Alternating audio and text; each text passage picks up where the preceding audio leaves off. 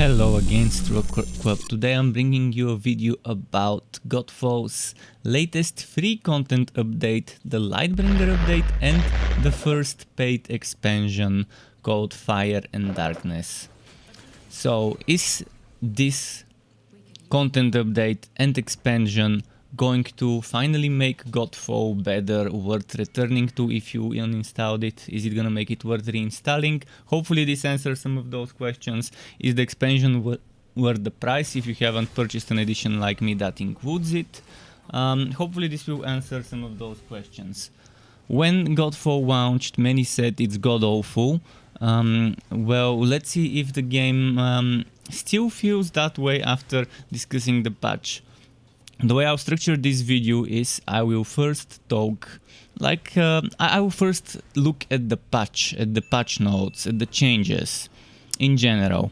And at the end of the video will be all the ranting, all the things I wish were in the game, all the things I like and dislike about the patch and the game in general. What I would like to see fixed and so on. So let's dig in, let's start with the Fire and Darkness expansion. Fire and Darkness content is only available for players with access to the expansion. And that basically introduces a new realm, the Fire realm.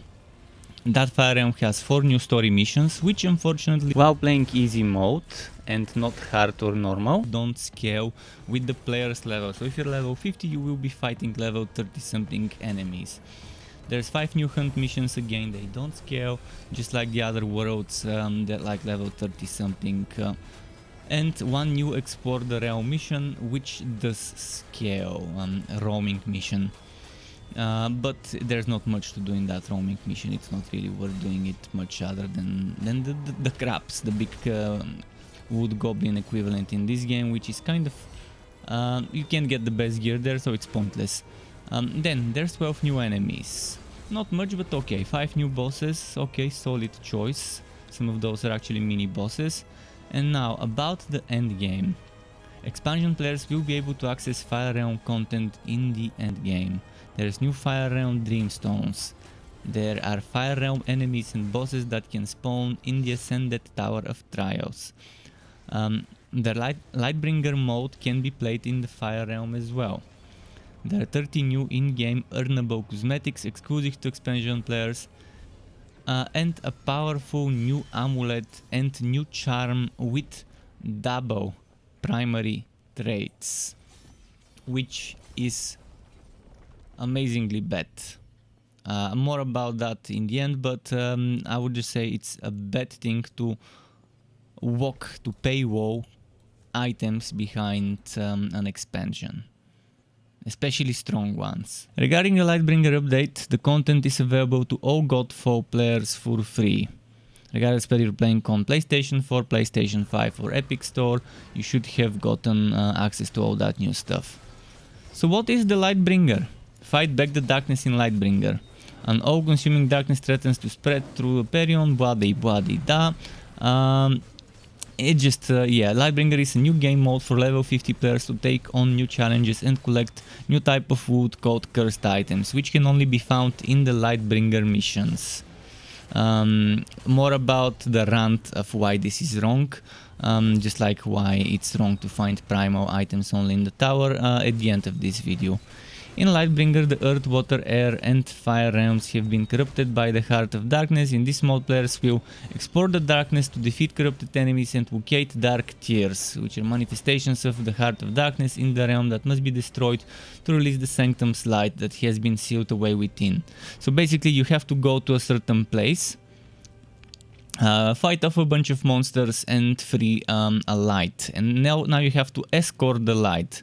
The middle part of this mission is escorting the light back to the amplifier, which is a powerful weapon in the fight against the darkness. Once you reach the amplifier, you start the final objective, which is to fend off a few waves of enemies. While defending the amplifier, you're just killing enemies, defending, killing enemies, defending, and eventually a boss will spawn. You will defeat the boss and In the meantime, you're picking up all sorts of light crystals that help you charge up the amplifier, and when the amplifier is fully charged, it releases a wave of energy that kills all creatures nearby before the next wave spawns, and then you have to do that again.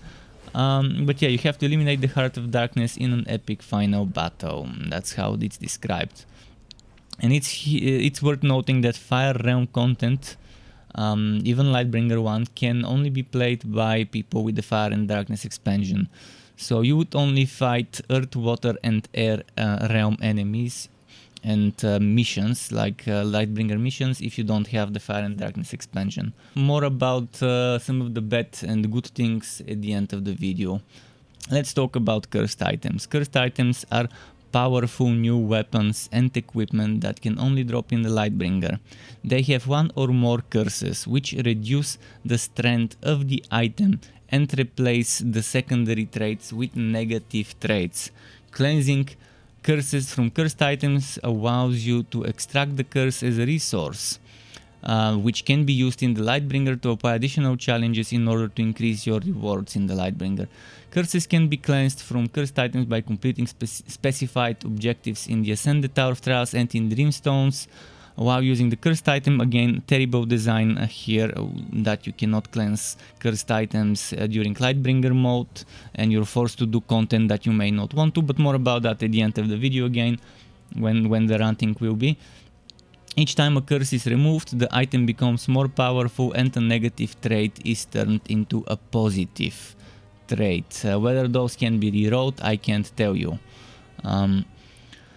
But that's how it is. Lifting curses makes the item stronger. First, you're getting rid of a negative that could be very damaging. It could be something that reduces a certain amount of damage by a lot, or reduces the overhealed gain and so on. There's all sorts of curses that you would want to remove to replace them with better stats.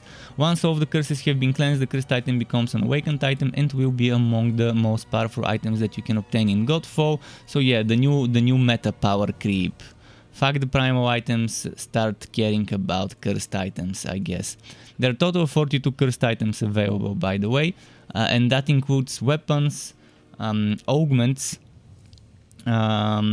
charms, amulets and rings. Or maybe there were no charms. I think one of the things you couldn't get, I think banners you cannot get, but you can get charms, if I'm not mistaken. Now, matchmaking. Matchmaking Beta has come to Godfall. Connect up with 2 other players on the new Matchmaking tab for Ascended Tower of Trials and the new Lightbringer mode. There are a lot of bad things about this, but it's a good thing in general to have matchmaking. It's just implemented in the most basic way. Again, more details at the end of the video. They've also implemented a ping system that goes well with the matchmaking, where you can press a button and it will ping on a target, on the ground, somewhere, to indicate that there's something there, whether you want to tell your friends or teammates, the randoms, to attack a target, or whether you want to tell them to come here. You can do that with the ping system. Changes to the Ascended Tower of Trials. Primal items, the chance for primal items to drop in the Ascended Tower of Trials has been doubled, which is good, but again, there are still items that only drop in this type of content, which is terrible as a design. Intense Banes. A new type of Bane has been added to the Ascended Tower of Trials. Intense Banes, these have stronger and more difficult effects, but higher wood bonus. Sure, nothing too bad, although I wish you had a chance to skip Banes. If you don't want to get this thing that gives you a negative bonus and a positive bonus and skip it, let people have that, but more about that in the end of the video again, where the ranting will be. Now for Ailments, and the Ailment system has been revamped, improving the gameplay of Ailments and adding more variety to how you can interact with the system, and I'm a big fan of what they've done finally. I guess if they didn't get rushed by Sony to release the game on time for PlayStation 5, maybe that would have been the Ailment system we get if the game were to launch now instead of in November. Ailments now have more different effects. Bleed increases the damage taken by the target and applies damage over time effect. Poison. The target gains a long duration damage over time effect with a high total amount of damage. Chill slows the target's movement and attack speed and applies a damage over time effect. Shock increases breach damage taken by the target and applies a damage over time effect. Curse decreases the damage dealt by the target and applies a damage over time effect.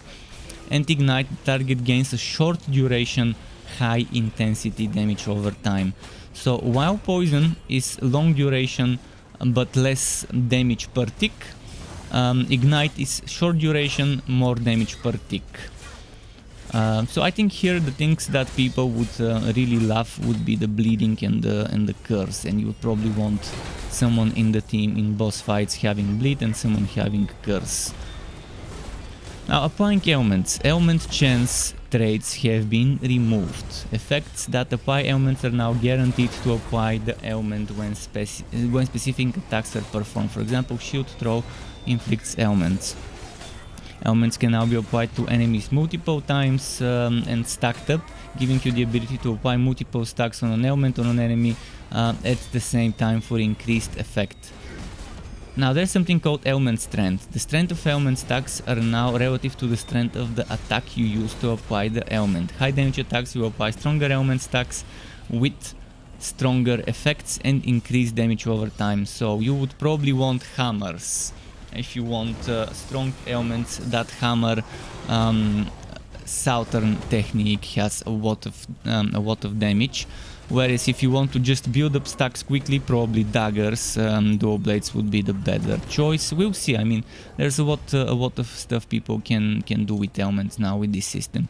Some items will now allow you to consume ailments from enemies. When you consume ailments from an enemy, all ailment stacks are removed from the enemy and any remaining damage from the ailment is dealt to the enemy instantaneously, which will be amazing on fire or poison builds. Now next we will talk about cosmetics. There are 86 new Valor Plate cosmetics. Most of those are actually simply reskins of the current Valor Plates. Simply new paint jobs. And yeah, 86 might seem like a big number, but considering the number of Valor Plates, you realize that it's not that big of a number. It's just a few cosmetics for each Valor Plate.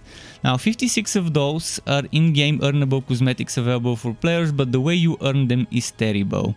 You have to do some sort of stupid achievements, and most people can be bothered to do that. It would be much better if you used in-game resources, such as that one that you use the most, silver or whatever it was called. Would have been much better if you just needed a certain amount of that to buy and unlock the cosmetic instead of having to jump through fucking hoops to unlock this, but more about that ranting in the end. There's 30 new in-game earnable cosmetics exclusive to Godfall, Fire and Darkness, which is understandable, and I don't mind paywalling cosmetics, but when they start paywalling items, as I mentioned earlier, it becomes bad. Now off we go to quality of life enhancements, and from now on I would not read every single thing because the video would end up too long. But there are mission level scaling. You would actually also be able to see in the notes on your screen. If I don't read something, just know about that. Story and herd missions have been updated to support level scaling based on the selected mission difficulty. Easy difficulty mission stays at the recommended level, normal difficulty mission starts at the recommended level and scales to near your level. Hard difficulty missions start at the recommended level and always scale to your level. So this is nice, but they should mention this in the game. They should mention this in the game so people know, because when I started I didn't know. I was playing on easy because I wanted to just skip through the story and it didn't scale to my level. Why? Why doesn't easy scale to your level as well? I like that normal and hard scales, but yeah, it would be nice for easy to scale as well, because otherwise easy becomes too easy if you're doing unscaled content.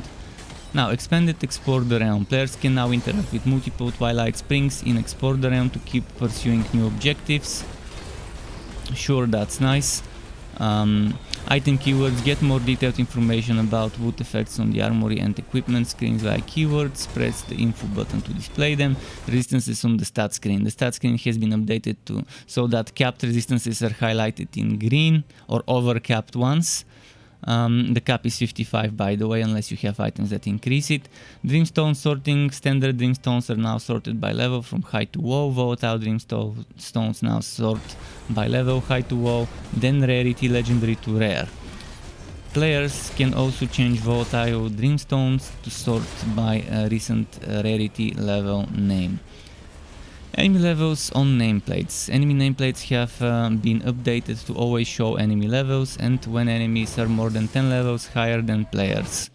Improved augment navigation. The augment screen has been updated to keep you on the augment constellation screen after setting updating augments, making augment management much faster. It's still not fast enough, to be honest, but sure, okay, good. So, improved Forge navigation. The Forge will now remember which item you had selected for upgrading after you leave the upgrade screen. Okay, cool. Still a lot more to be desired in terms of especially mass salvage and mass marking. But okay, more about that in the end of the video. Improved weak point hit detection for keyboard mouse controls. Hitting weak points with keyboard mouse has been improved. Yeah, I've noticed this finally. It seems that I'm hitting weak points much easier with mouse keyboard compared to before, making weak point builds finally a little bit easier to play. Next is balance changes. If I skip some parts, they will be on the screen, but there was overhealth revamp. And the rate that overhealth drains now depends on the amount of overhealth that you have.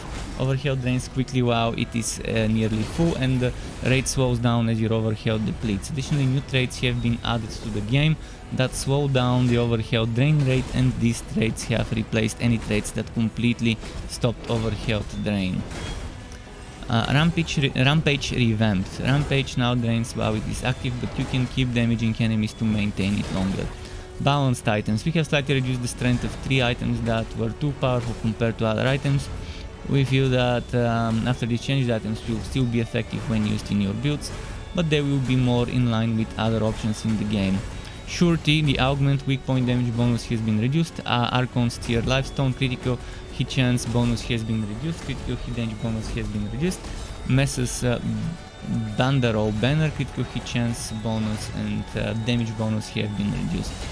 Due to Ailments 2.0 changes, we have modified a number of Ailment related items so that they function properly with the new system. Some of these items had small balanced tweaks, while other items had their traits modified to work with the new Ailment mechanics. Now moving on to bug fixes, and here again, if I skip something, the text will be on the screen still. So, weapon related items and bug fixes. So often issue with where soul shatter buildup would stop functioning after taking damage, being knocked down, or swapping weapons. So often issue where longsword southern techniques timing attacks scaled of might instead of spirit. Issue involving dual blades where they could clip or appear unexpectedly in several animations. Where Armistice Archon Fury trait would not apply damage to breached enemies correctly. An issue where banner skill bonuses besides charge speed could stop functioning after death. Issue where players could desync when placing a banner at the same time they died. Issue that would prevent players from using their shield throw abilities against a wall or pillar. That would prevent shield throw and arcing shield throws from using critical hits. Issue where enemies knocked down by a weak point hit from a shield throw were not valid targets for takedowns. Issue where the game could hitch when using shield throw for the first time after starting the game. Issue where the player character could get stuck in a perpetual shield block position after repeatedly parrying attacks. Well, there is another issue that gets you stuck in a shield block position where you can't move and where you get frozen that I've encountered in my first tower run after the patch. It may not be based on pairing, but somehow monsters can stuck you and the only thing you can do is die, so they still have game breaking progress blocking issues to fix yet. So an issue where the player would not resume their block stance if they dodge a second time while holding the block input. Issue where the shield ground slam would be cancelled early if the input button was not held long enough. Skill related fixes. Several missing tutorials that should appear after unlocking their respective skill. They've included also takedown input priority over Archon mode activation to prevent accidental activation while sprinting. Solved an issue where attempting to perform a takedown with multiple valid targets could delay input commands. An issue where certain enemies were affected by the spectral takedown ability and receive no damage.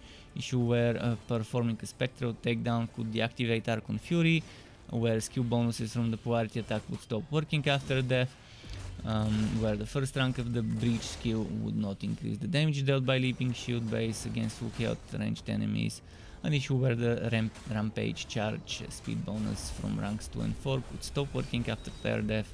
Issue where weak points that appear after a parry or several or reviewed by traits would remain for their full duration instead of disappearing once struck. And now multiplayer related bugs. Issues where takedowns could deal no damage to enemies. Exploit that allowed party members to replay Dreamstone missions while collecting wood and stacking boons infinity. I didn't even know this existed, but sure. I didn't play much during the Primal update because it was boring. So the multiplayer issues where repeatedly attempting to climb a ledge with high latency could disable use of that ledge. Various issues with elevators in multiplayer. Multiplayer issue where certain ascension powers were not working correctly. Issue where changes to players' loadout could revert after closing their inventory. Crash issue that could occur when a player attempted to place a banner without a banner equipped. Multiplayer issues where players may not be able to see other player banners. Multiplayer issue where the Warhammer's heavy attack combo finisher would not trigger soul shatter damage. There's a bunch of enemy related bugs which I'll not read, you will see them on the screen, but it's in general issues with how certain bosses queue their attacks or how they can snap to face players instead of using the turn and stuff like that. Overall, yeah, enemy related bugs. Now game mode related bugs. Solved an issue where players were unable to access Dreamstones through the whole map while using a gamepad after completing the main mission. An issue where the free roam red bonus objective beam would remain visible if a treasure hermit managed to escape. And new boons added to the Tower of Trials. Moving on to menu, UI, HUD and inventory related items. I'm not gonna read everything here, but sure, there's new key art, loading screens, fancy stuff. Some crashes were occurring by waiting several minutes in the defeated screen. Some crashes issues that would occur when attempting to switch to a different character while rampage skill was still active. Issues where players who rebound their interact key could not use the boon selection menu. And all sorts of other things, improvements and bug fixes for the HUD.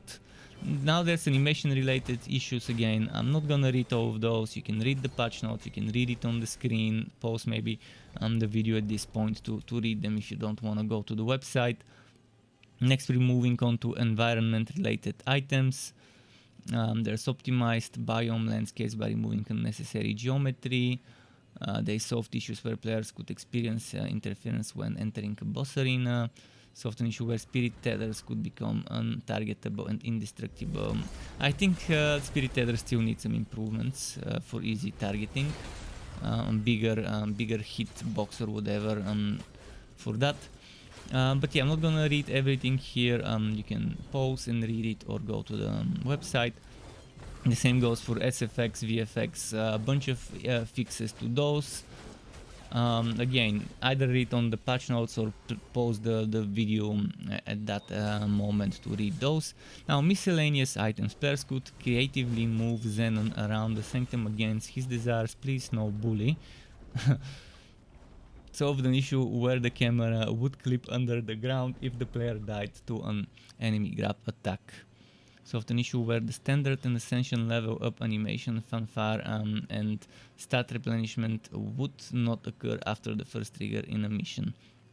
Solved various text and input reminder issues located in the codex. And this sums up all of the things. Now we're moving on to Rant Mode and to what I want to see in the game and what I still haven't seen. First of all, in the Fire and Darkness expansion, there are those flying, annoying enemies that the only way to target is throwing a greatsword if you have a greatsword or shield throw.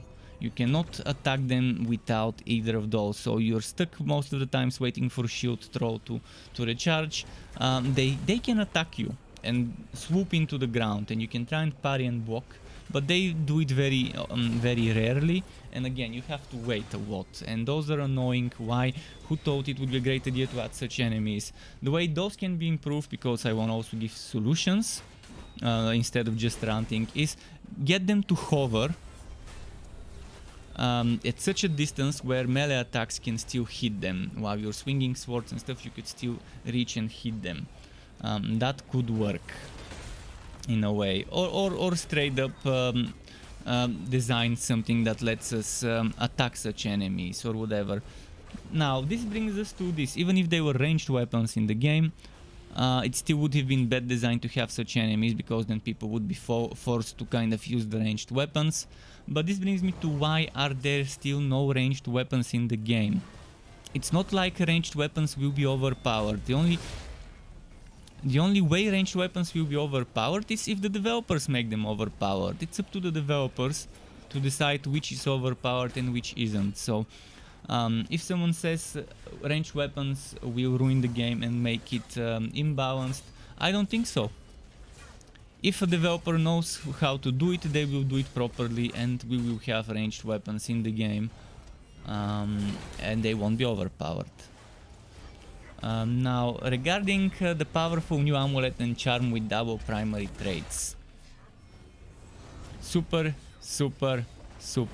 bad move, scumbag move, to walk items drops behind a paywall. I understand walking cosmetics, but not items.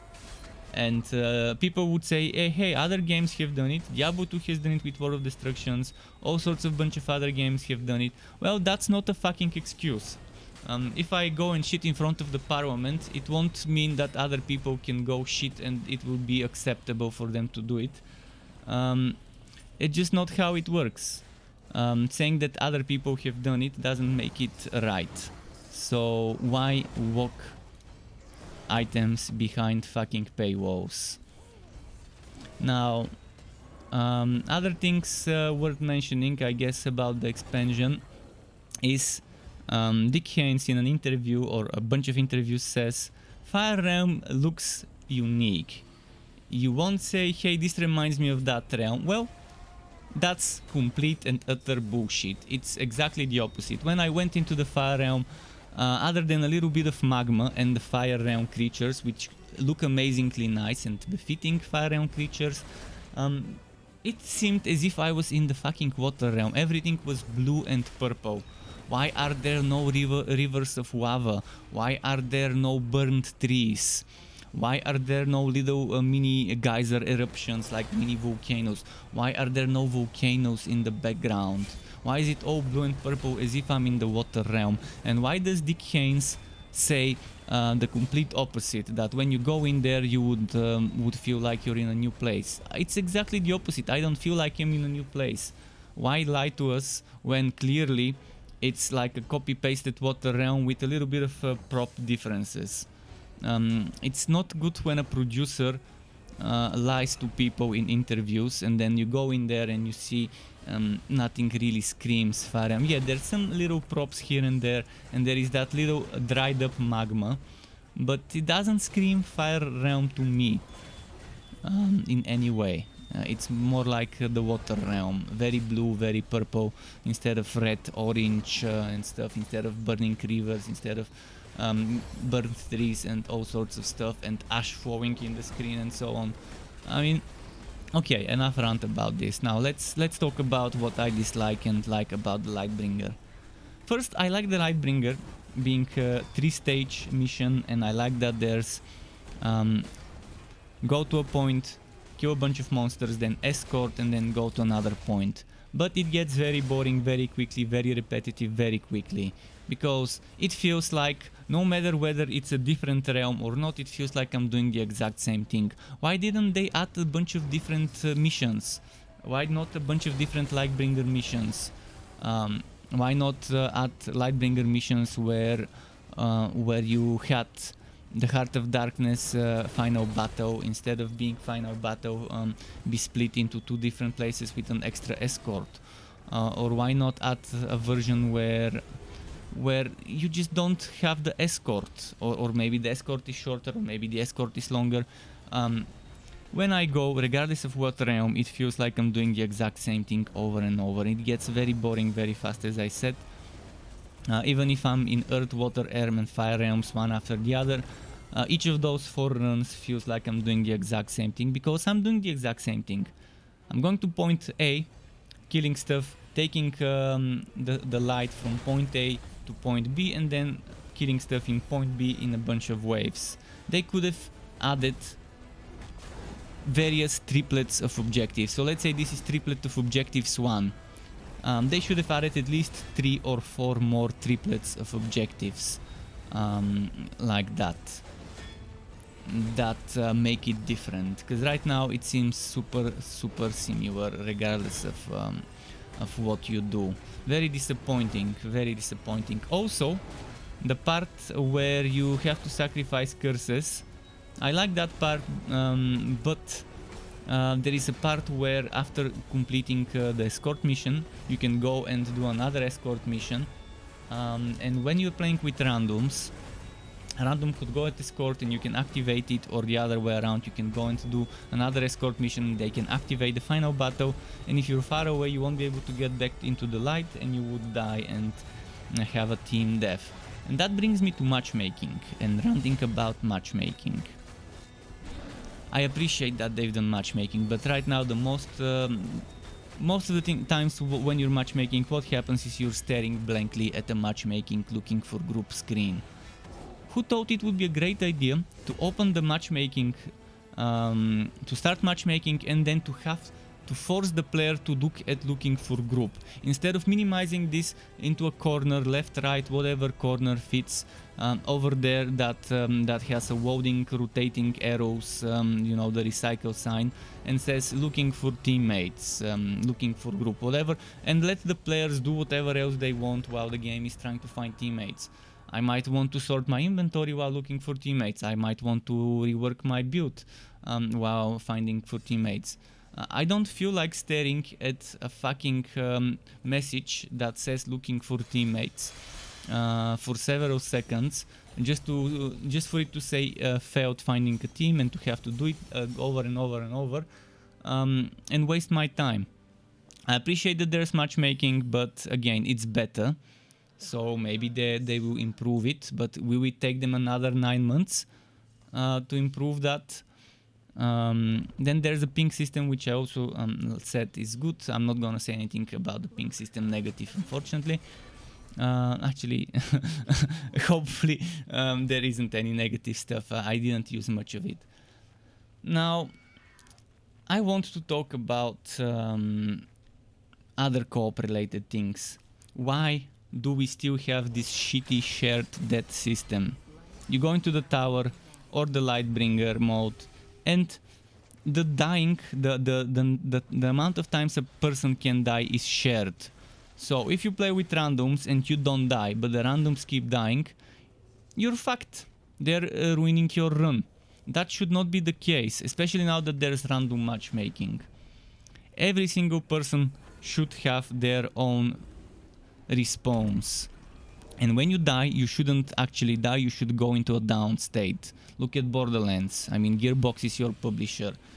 You might as well ask them for some hints on how to do proper matchmaking and co-op mechanics and down states. So yeah, you should get downed, and there should be X seconds where others can get you up, and if they don't get you up, you should waste one of your own personal revives. Let's say in the tower everyone has 2 revives per person, or 3 revives per person, and if a person uses their own revives, that's it for them, but not for the whole team. So again, it's annoying when you're doing a co-op in the Lightbringer mode and there's 5 total revives for the whole team, and suddenly as you're going through defending your second escorted light, you realize that somehow the other people died 5 times already and the run is over and you don't get any wood and you're fucked and you've wasted your time because badly designed dying and reviving and shared revive systems. The same goes for Tower of Troughs as well, very bad design there. Now another thing about the new update and the tower and everything. Why do we not still have primal items in other places? Why do primal items only drop in the tower? Why do cursed items only drop in the Lightbringer mode? Why do I have to take cursed items to the tower and the dreamstones? What if I don't like tower with dreamstones? What if I just want to do the new mode? Then I'm fucked, then I can't lift the curses. Now I'm forced to do content I don't enjoy because the game is designed in such a shitty way. The same way you have to do dreamstones to get certain materials if you want to upgrade your items. You can't get those items reasonably from other places, you can't exchange one material for another material.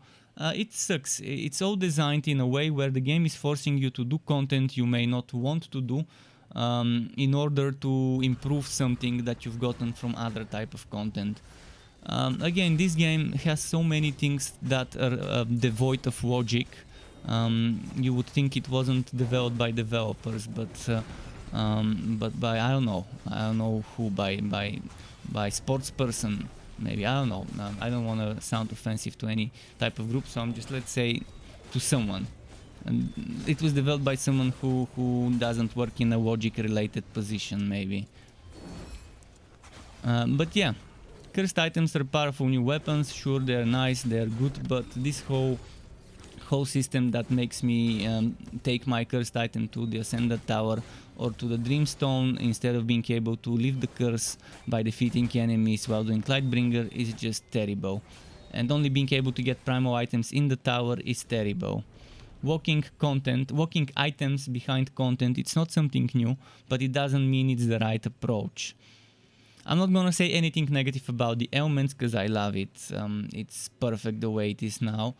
Finally a good ailment system, so one good thing that I can't say anything bad about. Now, cosmetics, as I mentioned, they're pretty much paint jobs. I don't care much about cosmetics, but the bad thing about the cosmetics is they're asking you to do a bunch of shitty, boring achievements instead of letting you just unlock it with any of the resources you get. Would have been much better if it told you, pay those amounts of this resource, unlock this skin. Pay those amounts of this rarer resource to unlock this rarer skin. Not make you jump through hoops to unlock a bunch of skins. And as I mentioned, the mission scaling, it should have scaled at easy difficulty on the story missions. It should have scaled there as well. Now, another thing you might have noticed that still hasn't been fixed, and instead of designing a UI for cosmetics, maybe they should have spent their time improving the UI and quality of life, that is salvage.